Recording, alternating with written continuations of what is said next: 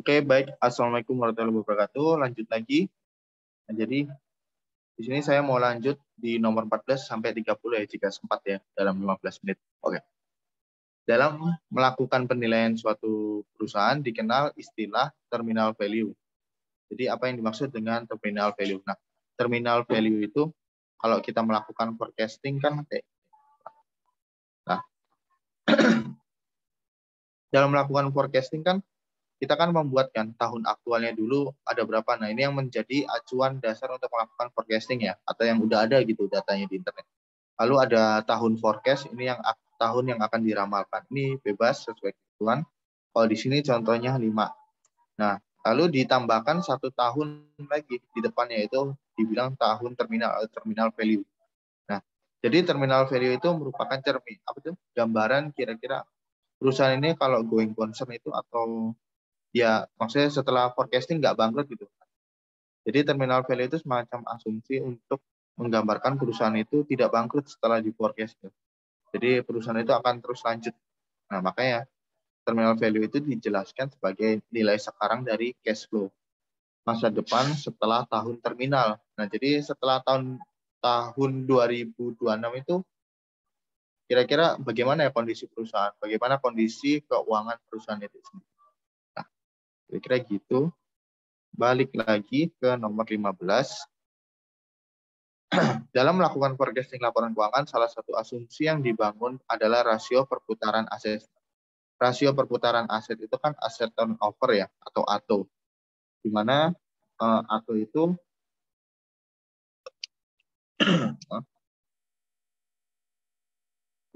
itu kan mengukur efisiensi perusahaan. Efisiensi perusahaan dalam memutar asetnya itu. Nah, jadi kan ATO itu digunakan nilainya kan dicari ya untuk mencari NOA atau net operating asset.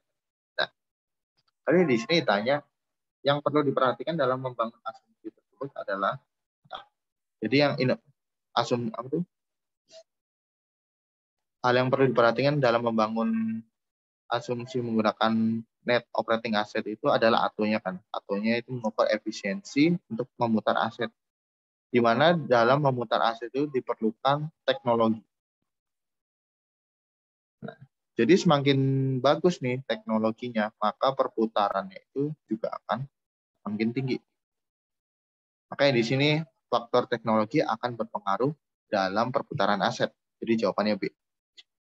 Nomor 16 itu berikut adalah karakteristik khusus dari profit margin pada umumnya, kecuali. Nah, jadi di sini kan merupakan bagian variabel dari return on equity ya pasti. Karena return on equity itu kan kaitannya dengan berapa imbalan yang diharapkan oleh pemegang saham gitu. Lalu yang B itu akan semakin berkurang akibat adanya kompetisi. Tentu, karena kompetisinya itu semakin meningkat, banyak orang yang jualan mungkin. Nah, tentu pasar kan, asumsinya kan pasar itu ukurannya tetap ya. Misalnya pasarnya ukuran cuma selingkaran ini. Lalu kita sebagai penguasa nih, misalnya, kita kan bisa mendapat profit sebesar ini. Nah, kalau misalnya banyak kompetitor, dengan asumsi pasarnya itu tetap lingkaran gini, nah, ini kalian, lalu ini kompetitor B gitu. Terus ada C, ada D gitu. Nah, peluang kalian mendapatkan profit itu kan semakin kecil ya, karena sebagian udah diambil. Nah, ini kan kita bisa ngambil nih seluruh profit di pasar ini. Sedangkan kalau ada kompetitor B, C, dan D, kita cuma dapat sekitar segini, kecil. Nah, oke, lalu nilai akan semakin tinggi bagi perusahaan yang memiliki aset turnover rendah. Ya, itu. Habis itu yang D itu RUPS akan menentukan kebijakan terkait profit margin. Nah, ini kan enggak ya. Dimana kan kalau RUPS itu untuk menentukan dividen biasanya. Kira-kira bagi dividen atau enggak, berapa yang dibagikan. Nah, itu ditentukan oleh RUPS. Oke, lanjut ke nomor 17. Berikut adalah ukuran-ukuran yang bisa digunakan oleh analis dalam menghitung proyeksi nilai penjualan di masa depan. Yang pertama itu rata-rata data penjualan tahun sebelumnya. Nah, itu dipakai ya. Karena di sini nih. Di sini kan kita pakai data-data penjualan tahun sebelumnya. Tahun 2022, bukan. Tahun 2017, tahun 2018, tahun 2019. Nah, kondisinya kita ada di sini. Di tahun aktual nih. Tahun 2020. Kita pakai data penjualan tahun sebelumnya. Yang ini ya. Nah, situ balik lagi. Rata-rata data penjualan tahun sebelumnya disesuaikan dengan potensi masa depan. Nah, disesuaikan dengan potensi masa depan ini bisa bagaimana kondisi pasarnya atau kondisi perekonomian di mana, atau apakah lagi buruk, apakah nggak cocok gitu untuk pasar tersebut. Apa itu? Nah, terus itu yang ketiga itu proyeksi nilai GDP negara tempat perusahaan beroperasi. Nah, GDP negara ini kan berkaitan dengan perekonomian. Tentunya ini berpengaruh untuk dijadikan bahan proyeksi.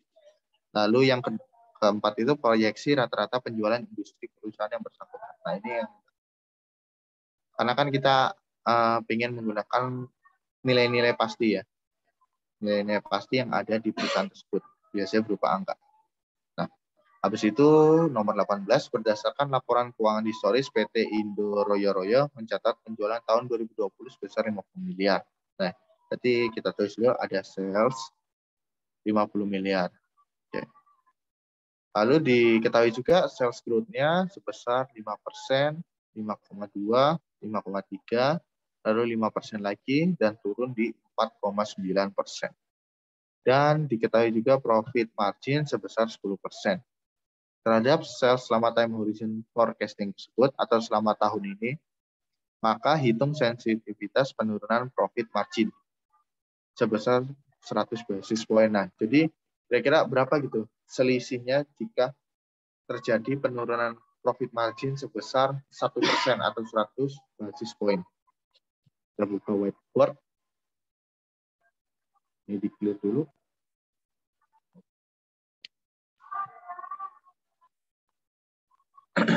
Nah, jadi kan kita tahu kalau sales 2020 itu 50M. Lalu sales 2021 itu ada growth-nya sebesar 5% kan. Berarti 50M dikali 1,05. Berarti hasilnya itu 52,5M. Lalu di 2022 ada growth-nya sebesar 5,2%. Berarti 1,052. Berarti ini nilainya 5523. 2023 dia ada growth-nya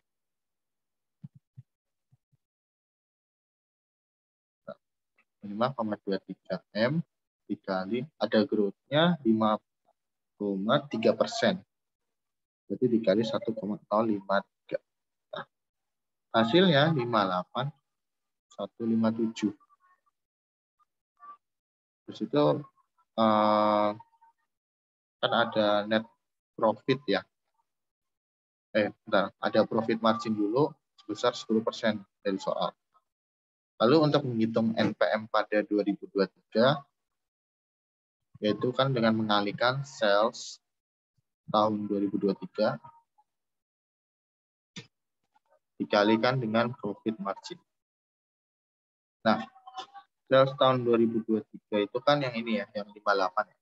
58,157 dikalikan dengan profit marginnya 10%. Makanya ada peramalan profit sebesar 5,8M. Nah, 5,8M ini jika profit marginnya itu 10%.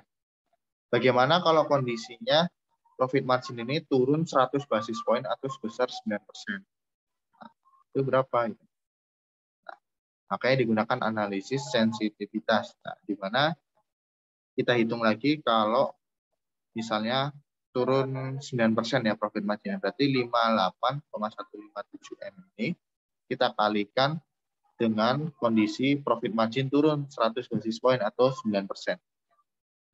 Makanya didapatkan nilai 5,234. Nah, maka terakhir itu kita hitung selisihnya. Selisih dari profit saat dia itu untungnya 10% ya, dengan profit saat keuntungannya itu cuma 9%. Nah, selisihnya itu 5,815 itu dikurangi 5,234. Hasilnya 581 juta. Nah, jadi ini merupakan tingkat sensitivitas jika profit margin itu turun sebesar 1% ya. Itu sebesar 581 juta. Oke, kita balik lagi ke share screen aja. Balik ke sini. Lalu share screen.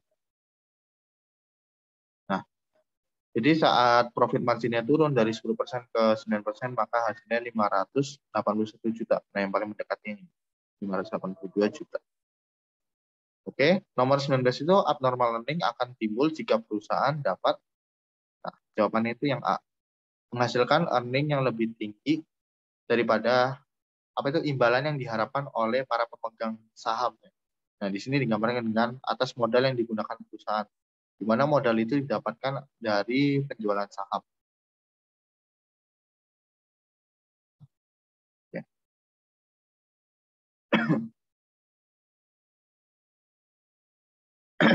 Lalu nomor 20, dampak yang dialami perusahaan yang mengalami penurunan atau downgrade credit rating.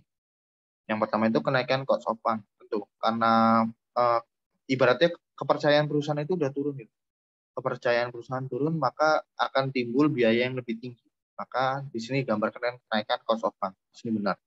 Lalu kenaikan harga saham khususnya bagi perusahaan terbuka, ini salah ya. Tentunya kalau misalnya tingkat kepercayaan atau ratingnya buruk, maka harganya itu turun.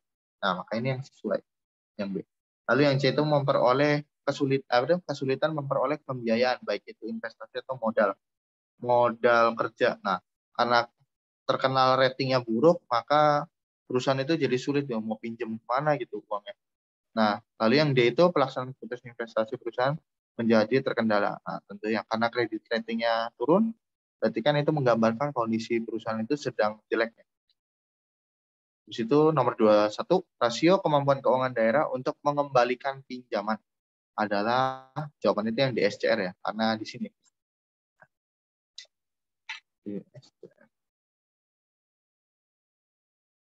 Nah, jadi rasio DSCR itu menunjukkan kemampuan daerah untuk melunasi pinjaman. Dalam artian ini mengembalikan pinjaman yang dilakukan oleh daerah tersebut. Oke.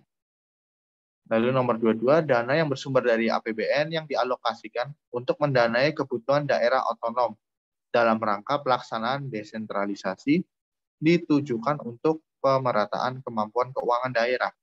Nah, kata kuncinya sebenarnya di sini ya, ditujukan untuk pemerataan. Nah, maka kalau dilihat dari modulnya, pemerataan.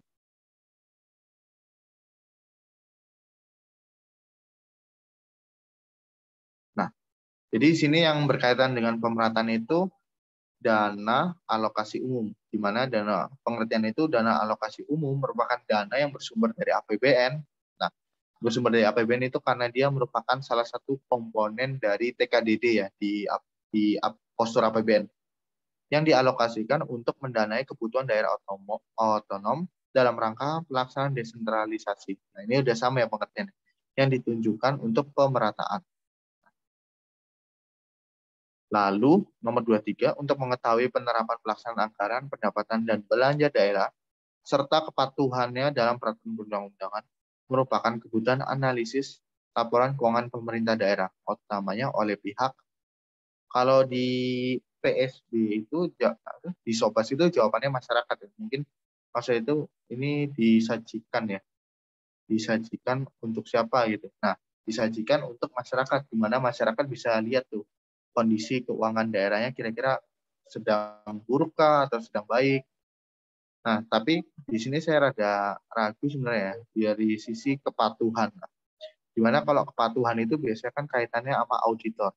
Apakah suatu Pemda itu udah melakukan belanja yang sesuai dengan anggaran yang ditetapkan, lalu bagaimana porsi belanjanya, porsi pendapatannya, apakah terjadi defisit, bagaimana pemerintah daerah itu memanage kedefisitannya itu. Nah, saya sebenarnya rada ragu sih dengan kata-kata kepatuhan sih. Tapi mungkin karena ini sudah dikoreksi oleh dosen, mungkin maksud soal itu disajikan untuk siapa gitu. Kalau disajikan ya untuk masyarakat tentang bagaimana kondisi Pemdanya.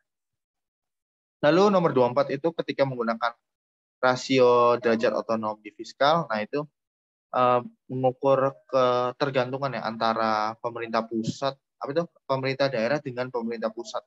Semakin tinggi derajat otonomi fiskalnya, maka semakin bagus gitu. Berarti daerah itu semakin mandiri secara dikatakan ya. Nah, berarti membandingkan apa? Membandingkan PAD. Kenapa kok PAD? Karena PAD ini merupakan komponen yang menunjukkan kemampuan daerah itu dalam memperoleh pendapatan. Kan pendapatan asli daerah dengan porsi pendapatan. Nah, ini kan udah rumusnya. Dimana kan kalau di pendapatan daerah itu kan dibagi menjadi dua macam ya, pendapatan asli daerah itu dan pendapatan transfer. Nah, pendapatan transfer itu merupakan dana-dana alokasi tadi yang dari TKDD. Makanya kita mau ngukur kira-kira si PAD ini seberapa besarnya gitu terhadap porsi pendapatan daerah. Kalau PAD-nya besar, berarti kan DOF-nya makin tinggi ya. Kalau PAD besar, DOF tinggi. Nah, berarti daerah tersebut dinilai dapat menjalankan otonominya dengan baik.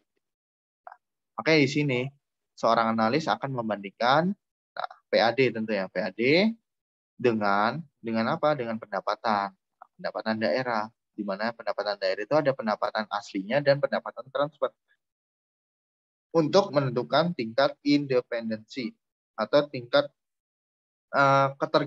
ketergantungan suatu daerah. Lalu nomor 25, ketika suatu daerah mengindikasikan KP-nya itu atau keseimbangan primer negatif, maka pemerintah daerah tersebut, nah, di mana kalau kita tahu itu keseimbangan primer itu kaitannya dengan surplus dan defisit. Nah, kalau KP-nya positif, berarti ada surplus kan di daerah itu. Kalau KP-nya negatif, berarti ada defisit. Nah, kenapa bisa defisit? Nah, dimana kalau KP itu rumusnya kan dari pendapatan dikurangi dengan belanja. Tapi belanja ini tidak termasuk tapi belanja ini juga termasuk belanja bunga. Nah, kalau misalnya keseimbangan primernya atau pendapatan dikurangi belanja aja udah negatif, gimana caranya nih pemerintah daerah bayar belanja bunganya? Makanya di sini jawabannya itu yang C, mengalami kesulitan dalam membayar bunga utang daerah. Lalu nomor 26, perbandingan antara belanja tidak langsung dan belanja langsung dikatakan mengindikasikan pencapaian yang lebih baik apabila, nah, di mana kita tahu itu kalau belanja tidak langsung itu tidak terkait dengan proker pemerintahnya. Sedangkan kalau belanja langsung itu berkaitan dengan program kerja pemerintah daerah. Nah, makanya kalau misalnya dibilang mana yang lebih baik, tentunya kalau belanja langsungnya itu lebih tinggi, di mana pemerintah itu menggunakan dananya untuk program kerja yang memang sudah terdaftar dan memang sudah ditargetkan per tahunnya. Nah, makanya di sini dibilang jawabannya yang C. Angka perbandingan belanja tidak langsung itu justru lebih rendah dan belanja langsungnya itu semakin kecil. Harusnya belanja langsungnya itu semakin besar ya. Jadi pemerintah daerah itu lebih fokus untuk menjalankan program kerja yang memang menjadi tugasnya itu. Bukan belanja tidak langsung yang di luar program-programnya itu. Nah, lalu nomor 27, rasio di bawah ini yang tidak mengindikasikan independensi atau ketergantungan keuangan daerah. Yang pertama itu rasio keserasian. Rasio keserasian itu membandingkan belanja tidak langsung dengan belanja langsung. Nah, ini berarti kan bahasannya cuma tentang belanja ya, tidak terkait dengan pendapatan. Kalau independensi itu biasanya kaitannya bagaimana porsi PAD-nya, lalu bagaimana porsi terhadap pendapatan daerahnya itu sendiri. Nah, lalu ada rasio kemandirian. Nah, ini kan kaitannya dengan dana transfer ya. Karena kan kemandirian itu kan kaitannya bagaimana peran pusat terhadap daerah. Nah, lalu indeks kemampuan rutin itu bagaimana bagaimana Pemda itu melakukan belanja terhadap pegawainya itu, apakah belanja pegawainya itu dapat di-cover dengan PAD. Lalu ada derajat otonomi fiskal. Nah, derajat otonomi fiskal itu kan yang kita bahas sebelumnya, di mana perbandingan antara PAD dengan pendapatan daerah. Di mana pendapatan daerah terdapat komposisi TKDD dan PAD itu sendiri. Berarti yang nggak ada komponen pendapatan cuma rasio keserasian. Jadi jawabannya A. Lalu nomor 28, analisis laporan keuangan pemerintah juga bertujuan untuk keseimbangan antar generasi. Nah, keseimbangan antar generasi itu untuk mengukur kira-kira bagaimana dampak kewajiban itu di masa depan. Apakah akan membebani, apakah mampu dilunasi gitu. Nah, makanya jawabannya yang A. Lalu nomor 29 itu pola hubungan terjadi ketika peranan pemerintah pusat semakin berkurang. Mengingat tingkat kemandirian daerah otonom yang bersangkutan mendekati mampu melaksanakan urusan otonomi. Nah, di sini yang partisipatif. Nah, di mana itu ditunjukkan dengan indeks yang paling tinggi ya, di mana pola hubungan yang terjadi ketika peranan pemerintah pusat semakin berkurang. Nah, jadi pemerintah pusat itu nggak perlu memberikan dana alokasi yang begitu tinggi untuk daerah tersebut karena memang daerah itu sudah mandiri gitu. Mereka bisa mengcover anggarannya mereka sendiri, tidak perlu bantuan dari pemerintah pusat. Lalu nomor terakhir, nomor 30, kemampuan Pemkab Magelang dalam melakukan ekstensifikasi pajak restoran, retribusi kawasan untuk setumbu, dan pajak iklan. Nah, ini berarti kan kaitannya ya dengan PAD ya, PAD dan retribusi. Nah, pajak iklan kawasan Boruto untuk memperbaiki jalan, untuk memperbaiki. Nah, berarti di sini muncul komponen belanja ya, di mana belanjanya itu berkaitan dengan perbaikan jalan di kabupaten itu. Nah, berarti di sini bisa dikatakan rasio PAD terhadap belanja ya sebenarnya. PAD terhadap belanja. Nah, tapi kalau itu kan kita cuma mengetahui apakah PAD itu bisa cover belanjanya atau enggak. Jadi yang lebih luas itu sebenarnya rasio kemandirian. Kenapa? Mungkin ya kalau menurut Sobas itu pendapatan pendapatan daerah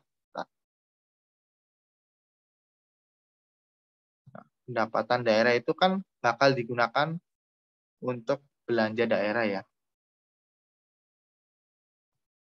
Nah, di mana pendapatan daerah itu kan ada campur tangan pusat gitu.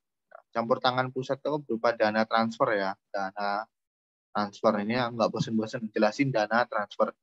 Nah, kalau misalnya ya si Pemkab Magelang ini mandiri atau dia punya PAD yang tinggi ya, PAD tinggi, berarti dia bisa melakukan belanja daerah sendiri atau memperbaiki jalan. Nah, kalau misalnya PAD-nya rendah, berarti kan dia mengandalkan dana transfer yang diberikan pemerintah pusat. Makanya sebenarnya rasio kemandirian itu lebih luas. Tapi kalau yang mau lebih spesifik atau lebih terfokus itu bisa menggunakan rasio PAD terhadap belanja. Ini untuk menentukan coverage-nya ya.